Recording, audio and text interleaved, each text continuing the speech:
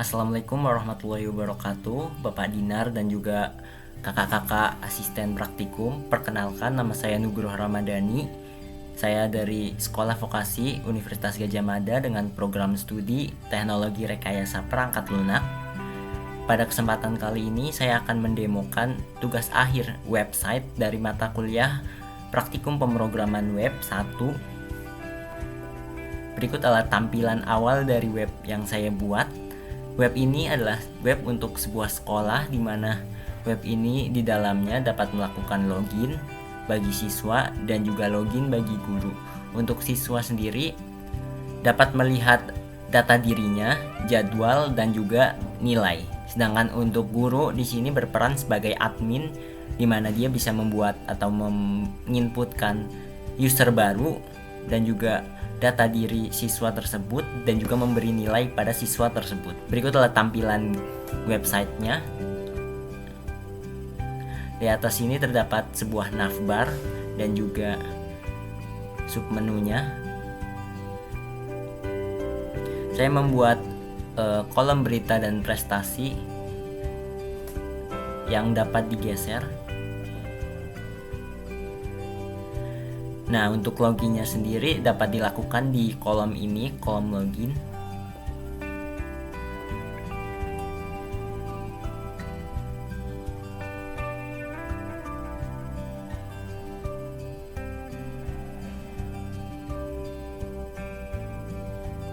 Dan di sini juga ada tampilan guru dan staff.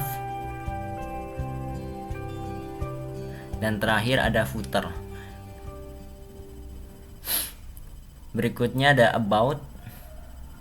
About ini akan menampilkan informasi dari sekolah tersebut seperti ekstrakurikuler dan lain-lain. Di terakhir ada kontak yang akan menampilkan tampilan tempat dari atau lokasi dari sekolah tersebut berada.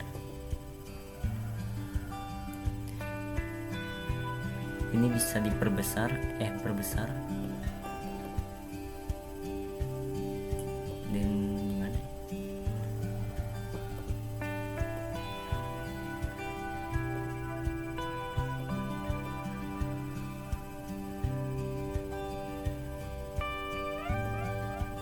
Lalu kita kembali ke home dan kita coba untuk login. Di sini kita pertama akan login menggunakan siswa, yaitu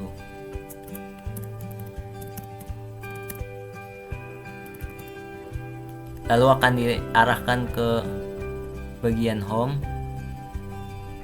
Tampilan home ini sama persis dengan tampilan awal tadi.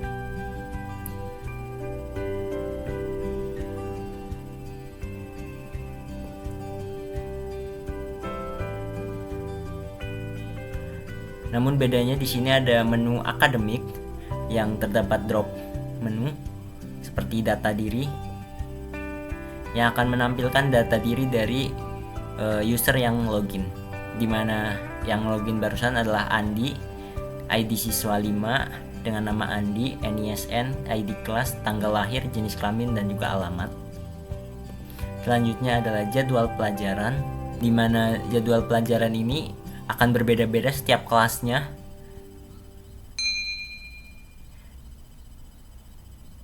Coba kita login dengan ini akan terjadi karena password atau email tersebut tidak terdaftar atau tidak ada, maka akan memunculkan pesan akun tidak ditemukan atau password salah.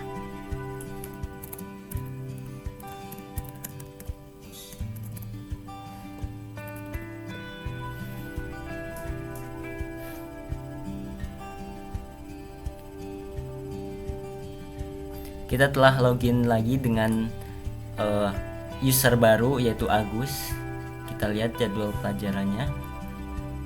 Agus sendiri dari kelas 11B dan ini adalah jadwal pelajaran untuk kelas 11B, di mana itu berbeda dengan kelas-kelas lainnya. Yang berikutnya ada nilai.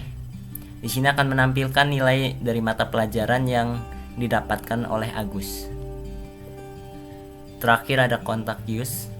sama seperti tadi menampilkan kontak dan juga titik lokasi Google Maps.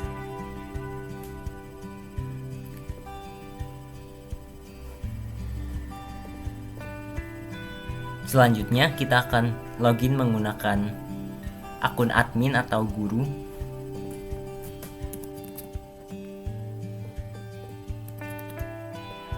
Ini adalah panel admin di mana admin atau guru dapat membuat user baru, menambah student baru, mencari student, dan juga memberi nilai. Kita akan coba untuk create user. Berapa ID-nya 20 saja, emailnya.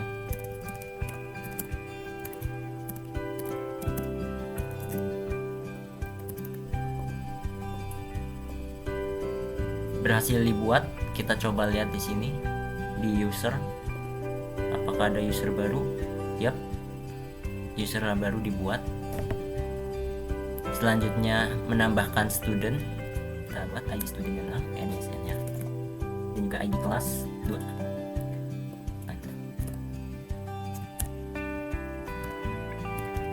Buat laki-laki, addressnya Jalan Mawar. Kita buat. Apakah ada siswa baru yang masuk? Yap, berhasil dibuat. Selanjutnya adalah fitur untuk search student. Kita dapat mencari namanya, misal tadi Agus, search, maka akan keluar data-data milik Agus. Selanjutnya adalah fitur untuk memberi nilai. Kita masukkan student ID-nya 1, mata pelajaran ID-nya 1, dan juga nilainya 100. Lalu kita lihat siswa dengan ID siswanya 1 itu si Agus. Kita akan coba login menggunakan Agus.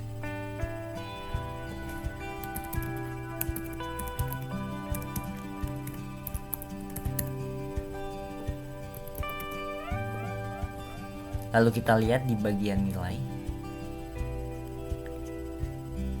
Yap, terbuat matematika dengan nilai 100.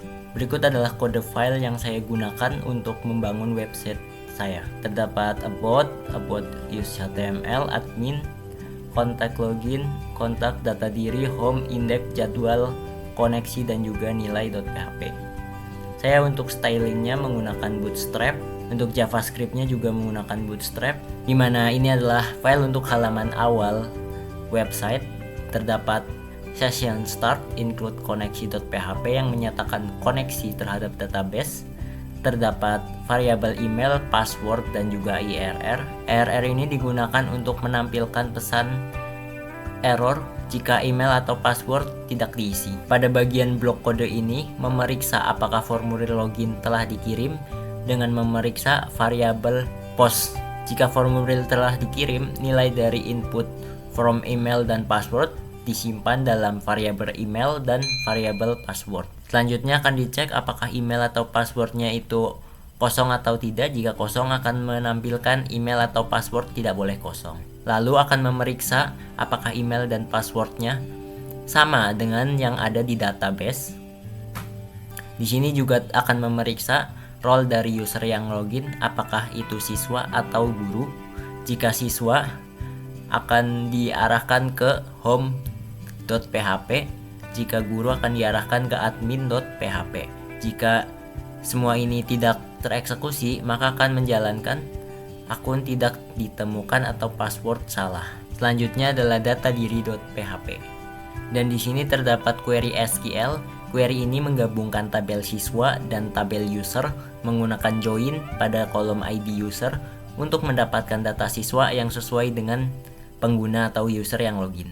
Dan data diri yang telah didapatkan akan ditampilkan pada kode ini menggunakan tabel. Selanjutnya adalah tampilan untuk jadwal pelajaran.php. Selanjutnya adalah mengambil nama kelas dari ID kelas tersebut. Selanjutnya di sini adalah query SQL-nya. Query ini menggabungkan tabel jadwal pelajaran dan pelajaran menggunakan join pada kolom ID mata pelajaran untuk mendapatkan hari, jam, mulai, jam selesai, dan nama pelajaran yang sesuai dengan ID kelas tersebut, dan akan ditampilkan pada tabel jadwal pelajaran.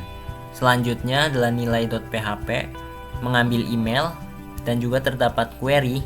Query ini menggabungkan tabel siswa dan tabel user, menggunakan join pada kolom ID user untuk mendapatkan data siswa yang sesuai dengan pengguna, dan mengambil ID siswa dari siswa tersebut, dan juga terdapat query untuk menampilkan nilainya.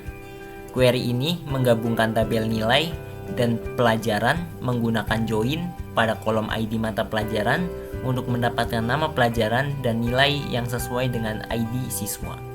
Dan nilai akan ditampilkan pada tabel nilai. Selanjutnya untuk tampilan admin.php, di sini menyatakan koneksi, memeriksa apakah user telah login atau belum. Nah, pada fungsi untuk menambahkan atau membuat user baru, pertama akan dicek apakah user ID atau emailnya sudah ada pada database atau belum. Jika belum ada, maka user baru sesuai dengan input yang diberikan. Berikutnya adalah fungsi untuk menambahkan student atau user. Berikutnya adalah menambahkan student, di mana akan menambahkan siswa baru kepada tabel siswa. Selanjutnya adalah search student yang akan memeriksa nama yang diinputkan pada tabel siswa. Jika ada, maka akan ditampilkan. Selanjutnya adalah fungsi untuk memberikan nilai kepada siswa, di mana parameternya adalah ID siswa, ID mata pelajaran dan juga ID nilai. Mungkin itu saja dari saya. Kurang lebihnya mohon maaf. Terima kasih. Wassalamualaikum warahmatullahi wabarakatuh.